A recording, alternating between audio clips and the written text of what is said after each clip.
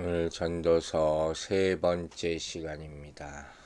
전도서 1장 12절 말씀부터 보겠습니다. 먼저 12절, 13절을 읽어보겠습니다. 나 전도자는 예루살렘에서 이스라엘 왕이 되어 마음을 다하며 지혜를 써서 하늘 아래에서 행하는 모든 일을 연구하며 살핀즉 이는 괴로운 것이니 하나님이 인생들에게 주사 수고하게 하신 것이라. 이렇게 나와 있어요. 12절에서 전도자는 1절의 말을 반복하는 거죠. 즉 이스라엘 왕이라 하고 자기 소개를 하잖아요.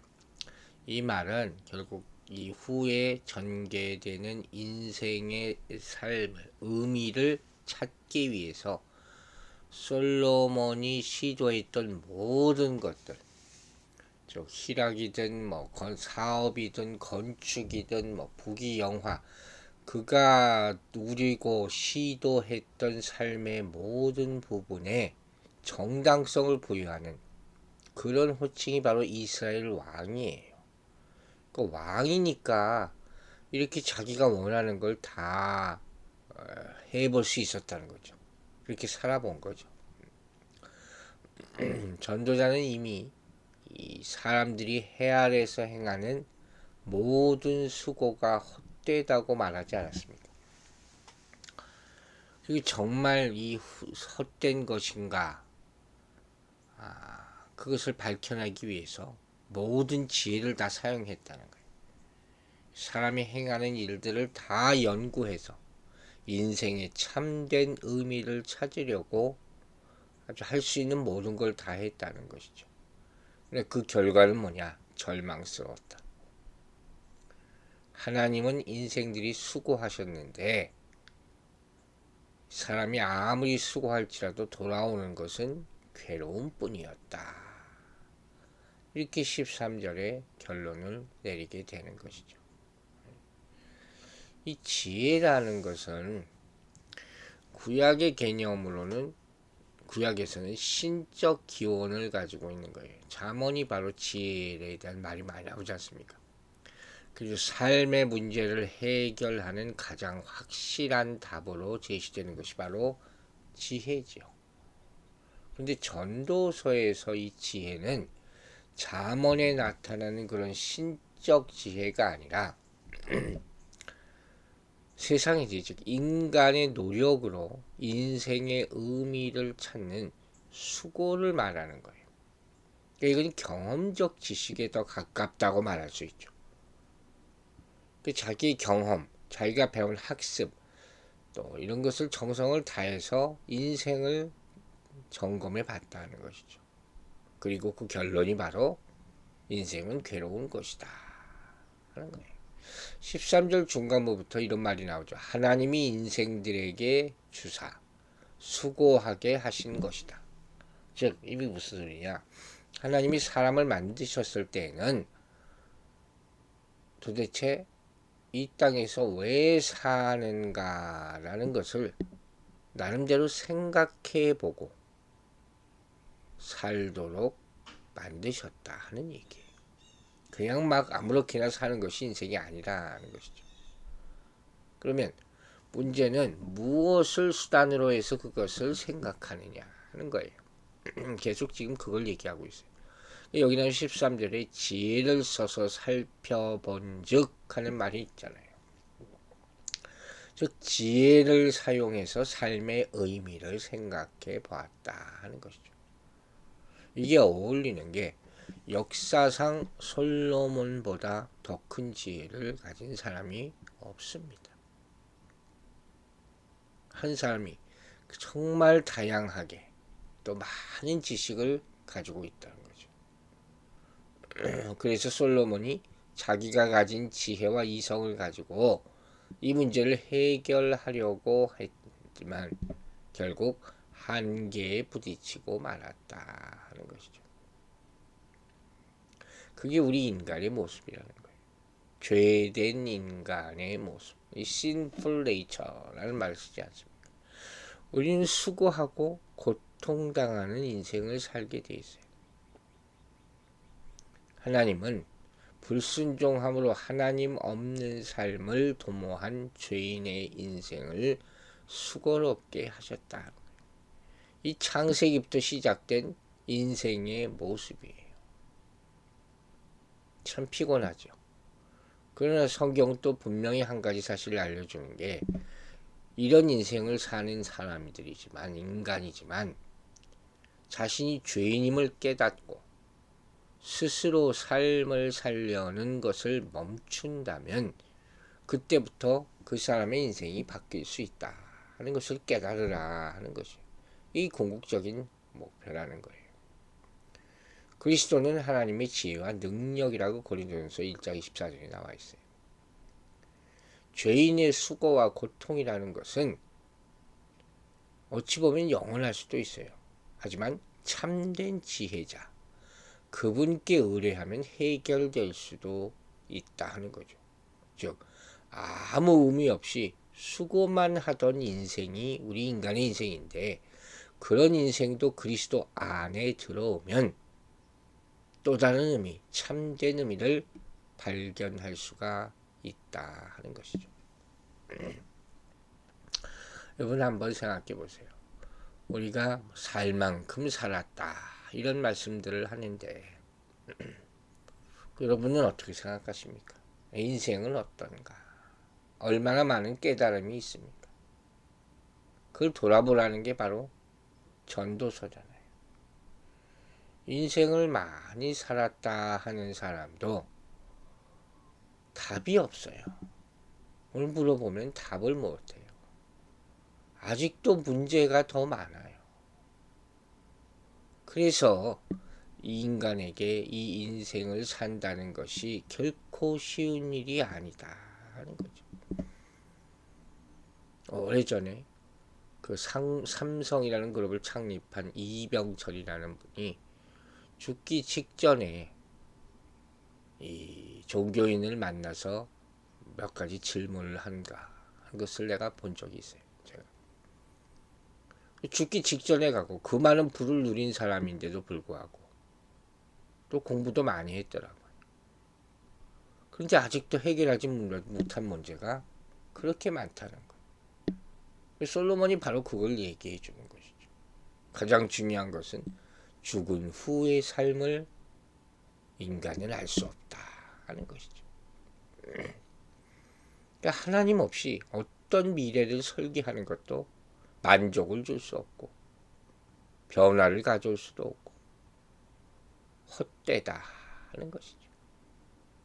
그게 안타까운 거죠. 그게 우리 평생에 지고 가는 짐의 무게라는 거예요. 근데 성경은 그걸 뭐라 그럽니까? 수고하고 무거운 짐진 자들아 이렇게 얘기하면서 내가 너에게 쉼을 주리라 의뢰하라는 거예요. 주님이 참 평안이 되신다는 거예요. 나에게 다 맡기라 하는 것이죠. 그게 인생이라는 거예요. 사람 인자 자체가 두 개 이렇게 의지하는 듯한 모습을 하고 있지 않습니까? 하나님께 의지하라. 하나님께 맡기라 하는 거죠. 14절과 15절을 한번 보겠습니다. 내가 해 아래에서 행하는 모든 일을 보았노라. 보라, 모두 다 헛되어 바람을 잡으려는 것이로다. 구부러진 것도 곧게 할 수 없고 모자란 것도 셀 수 없도다. 자, 여기도 또 비슷한 말이 나오죠. 즉 지혜를 통해서 세상을 선하게 만들려는 시도는 무모한 것이다. 인간의 한계라는 것이죠. 이것을 또 바람을 잡으려는 헛된 일이라고 또 바람을 사용해서 표현을 했어요. 얘도 또 헛되다는 말이 또 나오죠. 이 헛되다는 것이 삶에 대한 부정적인 평가이기도 할 뿐더러 의미 없다는 말이 되기도 하지만 여기서는 특별히 어떤 의미냐, 자신의 계획이나 능력대로 살아갈 수 없는 인간의 한계에 대한 솔직한 고백이에요. 의욕도 있고 플랜도 있고 다 있는데 뜻대로 안 된다 하는 것이죠. 그래서 헛되다 하면 좀 추상적인데 그것을 바람을 잡으려는 것이다 하는 표현으로 조금 구체화시켜. 그것도 다 헛된 거죠. 손으로 바람을 잡아 가둘 수가 있습니까? 말도 안 되는 부질없는 짓이죠. 그것처럼 내 능력과 계획대로 살아갈 수만 없는 존재가 인간이고 그 가운데 살아가는 것이 인생이다 하는 거죠. 참 이 전도서도 우리 자신을 많이 생각하게 하는 책임이 분명합니다. 우리가 그래요. 저도 뭐 많이 안 살았지만 사람이 바람을 잡아보려 한다. 그게 다 꿈이잖아요. 그죠? 그래서 그것을 잡았다고 생각할 때가 있을 수 있어요. 근데 그 실체를 보면 또 아무것도 아니에요. 금방 깨요. 그렇다는 거예요. 그러니까 인간이 하는 모든 행사가 다 공허하다. 지나고 나면 다 공허해. 죽고 나면 뭡니까? 더 그렇다는 거죠. 사람이 출생해서 학교에 가고 학교를 졸업하면 취직하고 또 결혼하고 자녀를 출산하고 기르고 또 걔가 학교에 가고 졸업하면 취직하고 결혼하고 사람은 세상에서 평생 이렇게 쳇바퀴 돌듯한 삶을 사는 거죠. 그러다 하나씩 죽어난다. 그런 공허한 삶이다. 지금 솔로몬이 이렇게 표현하는 거예요. 인생을. 그 가운데 그래도 이 쳇바퀴 도는 것 같은 세상을 좀 개선하기 위해서 나름대로 지혜로운 방법을 찾는 사람들이 있지만 큰 유익이 없다는 거예요. 결국 인간들 왕국을 건설 그 안에서 조금 더 낫다 못하다 이것뿐이다 하는 것이죠. 이렇게 13절과 14절에서 드러난 인간의 한계를 15절에서는 하나의 간략한 잠언으로 요약한 말이 바로 뭐냐. 구부러진 것도 곧게 할 수 없고 모자란 것도 셀 수 없다. 참 재미있는 표현이에요. 의미심장하는 거예요. 표면적으로는 이런 뜻이에요. 사람이 늙으면 허리가 구부러져요. 그 구부러진 허리는 다시 곧게 필 수 없다. 그죠? 또 이지러진 것 없는 것을 있는 것처럼 셀 수가 없다. 없잖아요. 없어지는 거예요.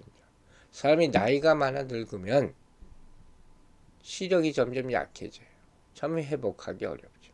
청력도 떨어져요. 회복하기 어려워요. 기억력도, 기력도 다 떨어지게 돼 있어요. 이걸 어떻게 합니까? 또 세상은 왜곡되고 결핍된 것이 너무 많다는 것도 말해주고 있어요. 세상은 세속적 산물이 점점 많아지고 하나님이 만드신 것보다 그래서 왜곡되고 부족한 것을 자꾸 보게 되니까 그것을 가리고 다른 것으로 대체하려 한단 말이에요. 근데 그렇다고 해서 그게 온전해지지 않는다는 거죠. 어떻게 하면 됩니까? 만물을 새롭게 하시는 그리스도의 나라 안에서만 완전한 회복을 누릴 수 있다 하는 것이고, 인생을 이렇게 어그러뜨리는 죄의 영향에서 해방될 수 있다. 그걸 보라는 거예요. 이 땅에서 찾을 수 없는 것이라면 하늘을 보고 찾을 수 있다 하는 것이죠. 그걸 궁극적으로 얘기해 주는 것이죠. 여러분은 무엇이 여러분의 삶을 더 나은 삶으로 인도할 수 있다고 생각하십니까? 문명이나 과학이나 기술이나 이런 어떤 것도 세상을 근본적으로 바꿀 수는 없어요. 그걸 우리가 경험적으로 인정하는 것이죠. 그 근본에 우리 죄라는 게 있다 그랬잖아요. 이 죄로 말미암아 왜곡된 인간과 사회의 실상, 이것은 인간의 노력으로는 도저히 개선할 수 없는 것이다. 그리고 인간은 근본적으로 선하지 않다. 사람마다 다르지만 죄를 지을 상황에 놓여 있지 않을 뿐이지 죄를 지을 가능성은 누구나 다 가지고 있다. 죄성이 있기 때문에. 그러므로 인간의 노력으로는 근본적으로 세상을 변화시킬 수 없기 때문에 결국 하나님을 찾아야 하는 것이고 하나님의 지혜의 말씀을 경청해야 한다 하는 그런 의미인 거예요. 16절 말씀부터 18절까지 읽어보겠습니다.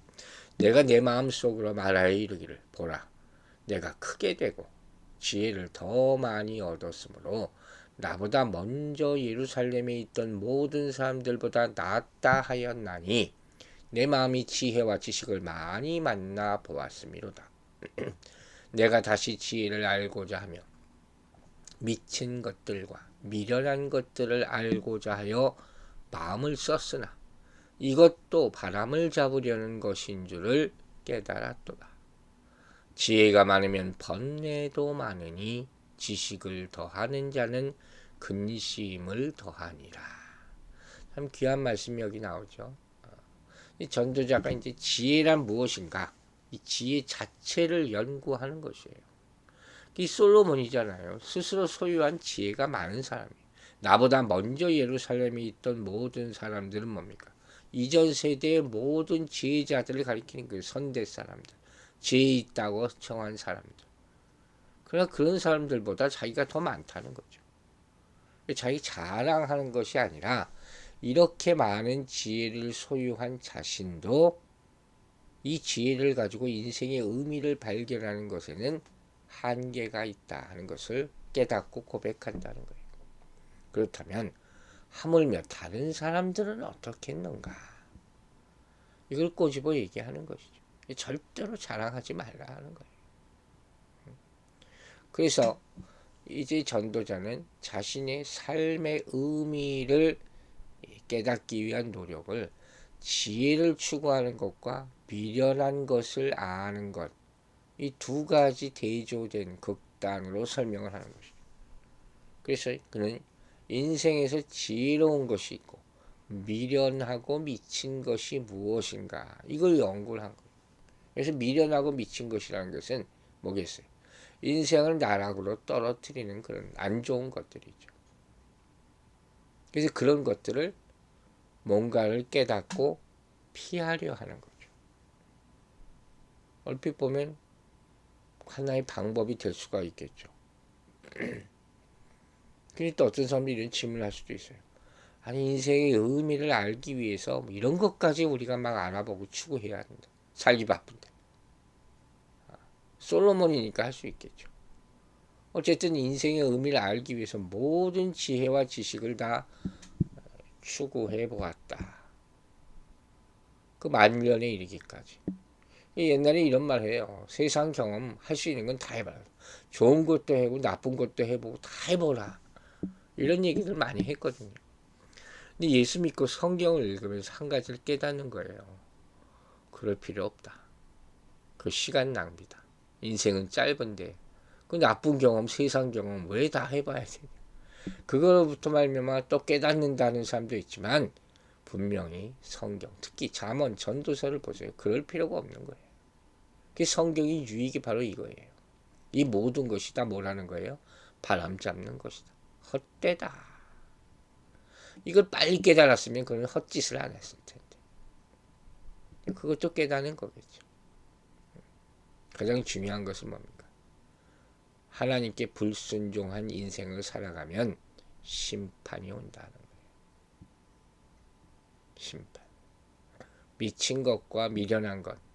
이게 뭔지 알아서 아무리 피하려 해도 심판은 피할 수 없다. 그래서 세상 지혜는 쓸모없는 것이다. 그 말을 하는 거예요. 오히려 세상의 지혜는 많이 갖고 있어도 근본 문제를 해결하지 못하기 때문에 오히려 더 많은 번뇌와 근심에 빠지게 할 수 있다고 18절에서 얘기해요. 이 참 귀한 말이죠. 가장 지혜롭다고 여기는 이 전도자마도 인생의 의미를 찾지 못했다면 누가 인생의 의미를 찾을 수 있을까 하는 것이죠. 여러분, 우리는 세상에서 성공하게 만들어준다는 온갖 방법들이 도리어 많은 근심을 줄 수 있다는 것을 알아야 돼요. 세상의 지혜는 인생을 파멸로 이끈다고 솔로몬이 얘기하잖아요. 그러니까 우리는 우리 자신에게 영향을 미치는 메시지가 세상 지혜로부터 온 것인지 그리스도의 말씀으로부터 오는 것인지 분별하라는 거예요. 자신이 무엇에 귀를 기울이고 과연 무엇에 마음이 움직이는지 살펴야 한다는 거죠. 말초적인 것 거기에 현혹되고 나이가 지금 몇 살인데 그죠? 세상 지혜에 아직도 마음이 사로잡혀서 혼자 근심에 빠져 있지는 않는가. 이걸 살피라는 거예요. 그리고 근본적으로 우리를 파멸시키는 이런 죄의 유혹에 빠지지 않기 위해서 우리는 말씀에 순종해야 한다. 생명의 말씀을 붙들라. 여러분, 많은 지혜는 두통을 일으킨다 하는 격언이 있어요. 그럴듯하죠. 아는 것이 힘이다 말하지만 또 모르는 게 약이다 하는 말도 있죠. 지식은 살아가는데 편리함을 주기도 합니다. 하지만 걱정과 고민을 주기도 합니다. 한 가지 문제를 해결하기 위해서 했던 노력이 또 다른 문제를 일으켜 더 많은 과제를 떠안기도 합니다. 즉, 인간사에 대해서 알면 알수록 그 모순을 발견하고 그것 때문에 근심하고 자기의 힘으로 그 문제를 해결할 수 없음을 깨닫게 되는 것입니다. 그래서 이때 올바른 방향을 찾지 못하면 냉소주의나 비관주의에 빠지게 될 수 있어요. 많은 사람들이 그렇게 갑니다. 즉 우리는 우리의 힘으로 인생의 문제를 해결할 수 없음을 깨달아야 되고 그때 절대자를 바라봐야 합니다. 여러분 단순해지시기 바랍니다. 포기하시기 바랍니다. 주님을 의지하시기 바랍니다. 이 세 가지를 온전히 해야지 정말로 하나님의 사람으로 살아갈 수 있습니다. 하나님 없는 지식은 곤고함을 줄 뿐이지만 하나님으로 인한 지혜는 우리를 생명으로 이끈다는 사실을 꼭 믿으시기 바랍니다. 기도하겠습니다. 아버지 하나님, 오늘도 크신 주님 앞에 우리가 엎드립니다. 머리를 조아리며 기도할 때 그 크신 주님의 능력과 지혜를 얻기를 구하오니 도와주시옵소서. 우리가 인생을 알면 얼마나 알겠습니까? 살면 얼마나 살았고 또 얼마나 더 살겠습니까? 우리가 안다고 하는 것들이 오히려 우리를 괴롭히고 우리 인생을 복잡하게 하는 것을 깨닫게 하여 주시옵소서. 우리의 기쁨이 어디로부터 오는지 그 근원을 아는 사람은 하나님의 지혜와 주의 말씀을 깊이 묵상하고 온전한 교통으로 말미암아 영혼의 기쁨을 느끼게 될 줄로 믿습니다. 예수 믿는 사람은 단순해야 한다고 했습니다. 우리의 복잡한 마음이 복잡한 인생이 어디로부터 오는 것인지 빨리 파악하고 결단하고 주님께 모든 것을 맡길 때 하나님 나라 가는 그 순간까지 우리 마음 가운데 참 평안이 깃들고 사라졌던 기쁨이 회복되게 역사하여 주실 줄로 믿습니다. 이 하루의 시간들을 주님의 시간이 될 수 있도록 도와주시옵소서. 감사드리며 예수 그리스도의 이름으로 기도했습니다. 아멘.